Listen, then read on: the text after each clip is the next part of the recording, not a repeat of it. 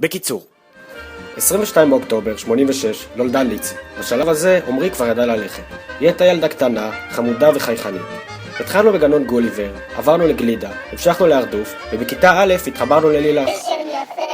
תמיד בקיץ היו באים לקיבוץ שני בנים, אחד הנכד של סימק והשני הנכד של זליק. הבנים בקבוצה אף פעם לא הודו בזה, אבל תמיד כינו בהם. ואז עופרה הייתה מתקשרת. היינו עונות. הלו. הם פה. טוב, אנחנו באות. הם פה. מתכוננות, מחליפות בגדים 10 פעמים.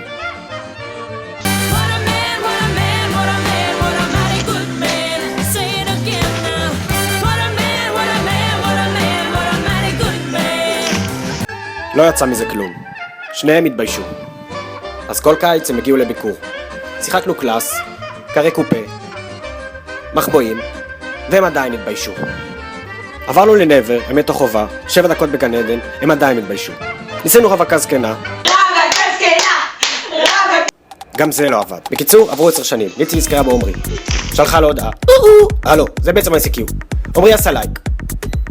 הם עדיין התביישו. נפגשו, התביישו, נפגשו, התביישו. בסוף, הם כבר לא התביישו.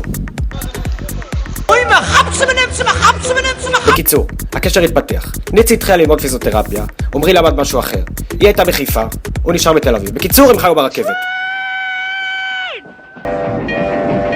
היא גידלה חתולה, הוא רצה כלב. בסוף, הם התפשרו על ילד.